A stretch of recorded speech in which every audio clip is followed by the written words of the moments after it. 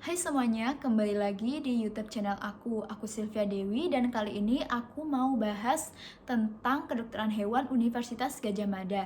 Jadi di video kali ini aku mau kupas tuntas apa aja sih pertanyaan yang paling sering ditanyain para peminat kedokteran hewan Universitas Gadjah Mada. Jadi di video ini aku berusaha ngejelasin sejelas-jelasnya, se-clear-clearnya tentang kedokteran hewan Universitas Gadjah Mada. Nah, aku harap video ini bisa membantu kalian ya. Nah, kalau kalian suka dengan video aku, kalian bisa komen, subscribe, dan juga like video aku yang ini. Atau kalian bisa juga bagikan ke teman-teman kalian yang sama-sama pejuang UNIF maupun teman-teman kalian yang juga berminat di kedokteran hewan di Universitas Gadjah Mada. Jadi tanpa berlama-lama lagi kita langsung aja ke videonya ya. Nah, di part pertama ini aku mau ngejelasin apa aja nih. Nah, yang aku mau jelasin itu ada sejarah dari FKUGM, lalu kemudian jalur masuk, kuota dari kedokteran hewan, lalu jurusan SMA apa aja yang bisa masuk ke FKH, lalu kemudian syarat kesehatan apa aja. Nah, langsung aja kita ke videonya ya. Nah, yang pertama aku bahas ini adalah sejarah dari FKUGM. Sebenarnya ini aku masukin aja sih soalnya biar kalian tahu seberapa lama sih fakultas kita ini udah berdiri. Nah, untuk sejarahnya sendiri, berdasarkan surat keputusan Menteri Kemakmuran RI tanggal 20 September 1946, tanggal kelahiran FKH itu 20 September 1946 dengan nama Perguruan Tinggi Kedokteran Hewan atau PTKH. Nah, selanjutnya PTKH ini bergabung dengan Universitas Negeri Gadjah Mada yang didirikan oleh pemerintah RI pada tanggal 19 Desember 1949. Nah, ketika bergabung dengan UGM ini, namanya juga berubah menjadi Fakultas Kedokteran Hewan.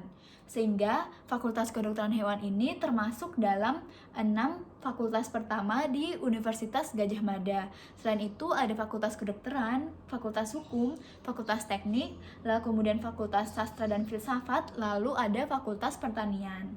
Nah, jadi gitu kurang lebih sejarah singkat dari Fakultas Kedokteran Hewan Universitas Gadjah Mada. Untuk tambahan lagi nih, untuk di Fakultas Kedokteran Hewan itu hanya ada satu prodi ya, yakni ada prodi kedokteran hewan aja. Jadi kalau kalian nanti masuk di Fakultas Kedokteran Hewan Gadjah Mada, jadi teman-teman kalian yang itu adalah teman satu prodi kalian. Semuanya adalah calon dokter hewan, nggak ada prodi lainnya.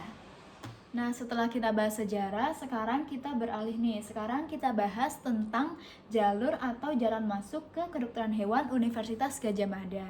Oh iya, informasi yang akan aku bagikan ini adalah informasi yang berasal dari web um.ugm.ac.id serta dari web LTMPT. Nah, semoga informasi yang aku sebarkan ini dapat jelas dan tidak menyesatkan ya teman-teman. Nah, tapi kalau kalian merasa ada informasi yang kurang tepat, kalian bisa koreksi di kolom komentar ya, supaya teman-teman kalian yang lain juga ikut baca. Nah, untuk jalur seleksi sendiri ada 4 nih dari UGM. Yang pertama itu ada SNPTN, ada SBMPTN, sama ada seleksi mandiri, dan yang terakhir itu ada jalur prestasi. Kita bahas satu-satu ya. Nah, yang pertama itu ada SNPTN atau Seleksi Nasional Masuk Perguruan Tinggi Negeri. Tentu ini udah nggak asing lagi ya, kita udah sering dengar. Nah, untuk jalur ini adalah jalur yang menggunakan nilai rapor kita selama 3 tahun di SMA. Nah, nanti data nilai kita di-upload, lalu kita juga mengisi pilihan kita. Nah, setelah yang aku baca, tahun ini tuh ada 2. Jadi kita bisa milih S1 ataupun D4 di Politeknik atau S1 Terapan. Nah, tapi perlu diperhatikan lagi bahwa tentunya Politeknik itu akan memberikan bobot lebih untuk lulusan SMK sesuai dengan jurusannya. Nah, untuk pilihannya sendiri itu ada maksimal 2 pilihan. Kalau kalian mengisi 2 pilihan itu, maka salah satunya itu adalah universitas yang ada di provinsi tempat SMA kalian. Kalau kalian isi cuma satu pilihan, maka itu bebas di mana aja ya, di provinsi manapun. Untuk kuota daya tampung setiap program studi yang disediakan untuk calon mahasiswa baru yang mengikuti jalur SNPTN ini ditetapkan paling sedikit itu ada 20% dari daya tampung untuk program studi yang bersangkutan. Nah, Untuk bisa mendaftar di seleksi ini, kalian harus masuk di kuota terbaik di sekolah dan masuk peringkat terbaik di sekolah berdasar akreditasi sekolah. Jadi kalian harus masuk dalam penyaringan sekolah ya teman-teman. Jadi enggak semua anak SMA berkesempatan untuk masuk melalui jalur ini karena ini terbilang jalur yang ketat sih. Nah, itu tadi adalah jalur SNPTN. Sekarang kita beralih ke jalur seleksi kedua. Nah, seleksi kedua ini ada jalur SBMPTN atau seleksi bersama masuk perguruan tinggi negeri. Oh ya, untuk zamanku sendiri tahun 2018 kemarin itu masih namanya SBMPTN aja. Kan sekarang ini ada UTBK ya. Jadi pas zaman aku dulu tuh masih tertulis ya, belum komputer. Nah, di sini kita itu bisa memilih paling banyak 2 jurusan dalam satu PTN atau dalam 2 PTN, di mana urutan pilihannya 1 dan 2 itu menyatakan prioritas kita yang mana kita prefer untuk masuk. Nah, untuk kuota daya tampung dari SBMPTN adalah paling sedikit 40% dari daya tampung prodi yang dipilih. Nah, untuk syarat peserta SBMPTN itu adalah pertama memiliki akun LTMPT, lalu kemudian punya nilai UTBK SBMPTN, lalu kemudian punya SKL atau ijazah. Nah, ujian ini beda dengan seleksi SBMPTN ya, dimana pada seleksi ini nilai yang digunakan adalah nilai saat kita ujian UTBK tersebut. Jadi nilai yang pada hari ujian UTBK. Kalau SNMPTN tadi itu menggunakan nilai dari rapor kita selama 3 tahun SMA kita ya. Jadi SBMPTN itu nilai pada hari tersebut, pada hari ujian. Nah, selanjutnya kita masuk ke jalur seleksi ketiga. Kalau tadi kita udah bahas SNPTN dan SBMPTN yang diadakan oleh LTMPT. Nah, untuk ujian mandiri sendiri ini adalah kewenangan dari pihak universitas. Dalam hal ini kita bahas tentang UGM ya. Nah, kalau untuk seleksi ketiga ini ada ujian mandiri atau dikenal dengan nama UTUL UGM atau ujian tulis UGM. Nah, sebelum pandemi COVID ini dan juga di zamanku tahun 2018 kemarin, teknis dari UTUL ini kurang lebih sama dengan SBMPTN, di mana kita menentukan pilihan, kemudian akan keluar kartu tes, lalu kemudian kita datang ke lokasi ujian. Nah, tahun lalu ini untuk model dari UTUL sendiri berbeda, di mana menggunakan kombinasi hasil UTBK, nilai rapor, dan kriteria lain. Nah, untuk pilihannya sendiri diperbolehkan memilih 3 program studi pada program D4 atau sarjana terapan maupun program sarjana. Nah, untuk kuota dari ujian mandiri sendiri itu ditetapkan paling banyak 30% dari daya tampung program studi. Nah, tadi itu udah kita bahas SNPTN, SBMPTN, sama ujian mandiri. Selanjutnya itu kita bahas tentang seleksi melalui jalur prestasi. Mungkin baru ada yang denger ya tentang jalur prestasi ini. Nah, kalau aku cek di web UGM sendiri, tepatnya di umugm.ac.id itu, jalur prestasi ini terbagi menjadi 3.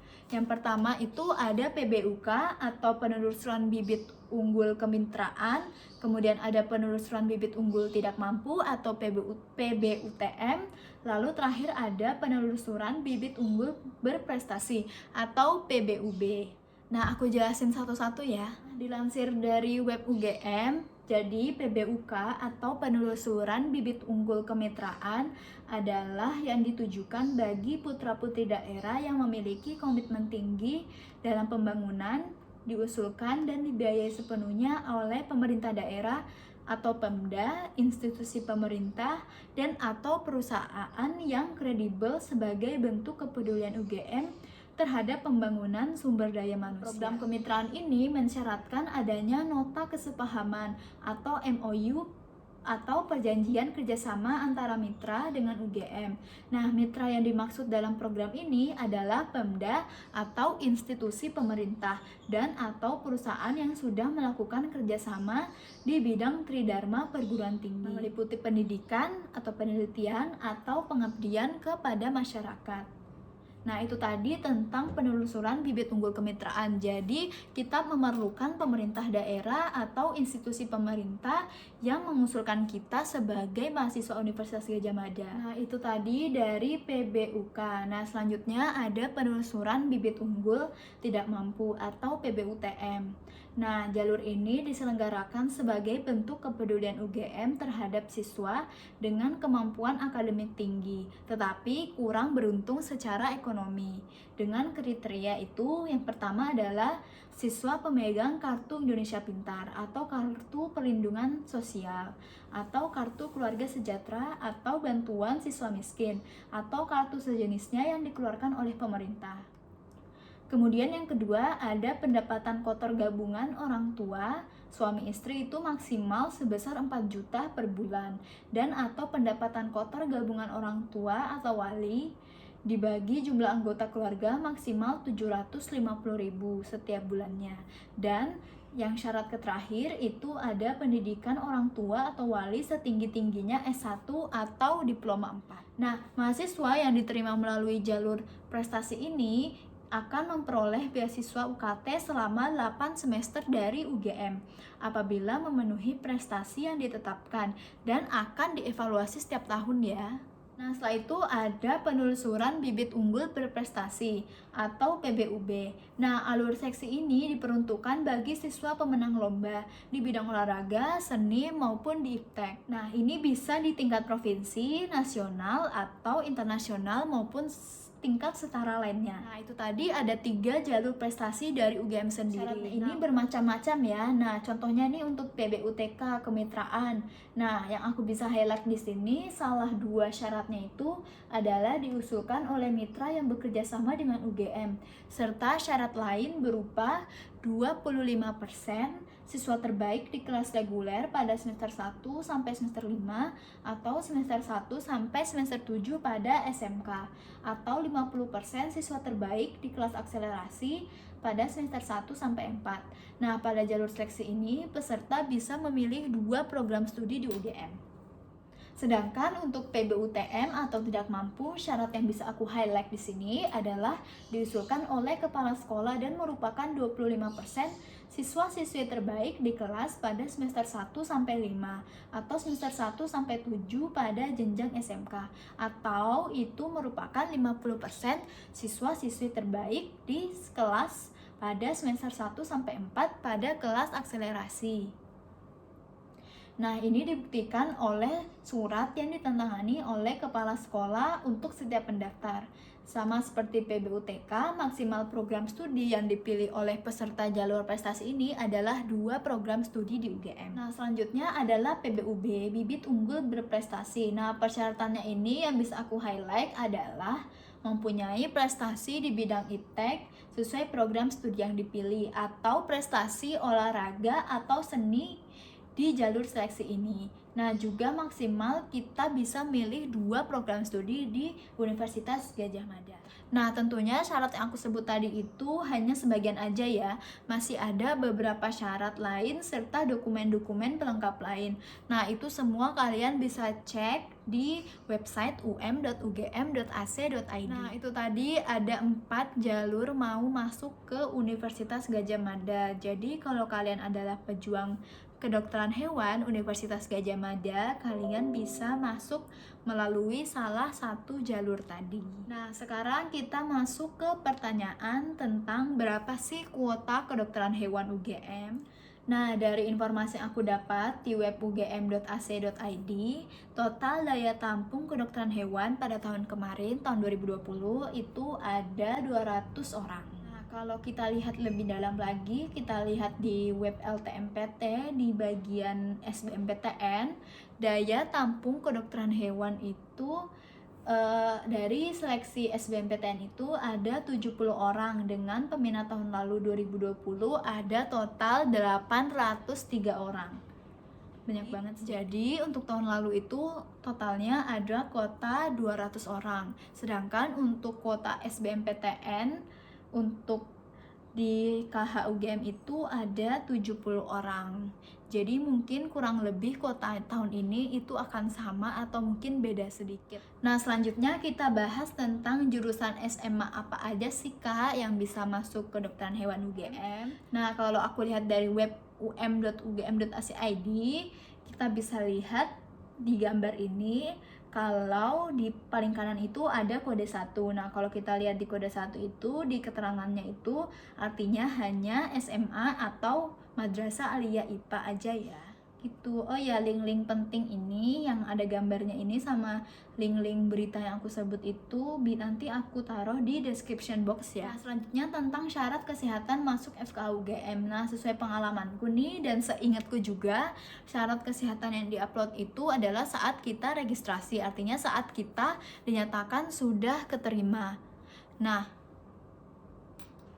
untuk syaratnya sendiri adalah surat keterangan bebas napsah dan juga hasil laboratorium bebas napsah.